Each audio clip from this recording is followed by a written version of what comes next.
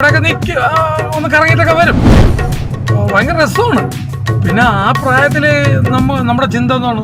പ്രേമിക്കുക, ഒരു ലൈൻ അടിക്കുക, ഒരു ലൈൻ ഉണ്ടാവുക, ഇതൊക്കെയാണല്ലോ നമ്മുടെ ആണുങ്ങളെ സംബന്ധിച്ചിടത്തോളം. ഒരു 18 വയസ്സ്, ഇന്ന് കിളവനായി, 57 വയസ്സായി, ഒരു തൈ കിളവനാണ്.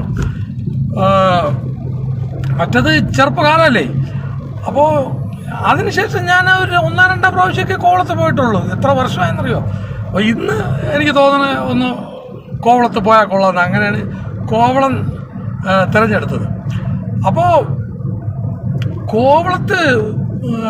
കോവളത്തിനെ കുറിച്ച് ആലോചിക്കുമ്പോൾ നമ്മുടെ ആ പ്രേമകാലം, ഈ പ്രേമത്തിൻ്റെ കാര്യം ആലോചിച്ചപ്പോഴാണ് ഞാനൊരു പെൺകുട്ടിയുടെ എന്നെ മാത്രം ആരും ഇഷ്ടപ്പെടാത്തതെന്ന് ഞാൻ ആ കുട്ടിയുടെ ചോദിച്ചു. അപ്പോൾ ആ കുട്ടി പറഞ്ഞതെന്നറിയാം, പോയി കണ്ണാടി നോക്കാനെന്ന്.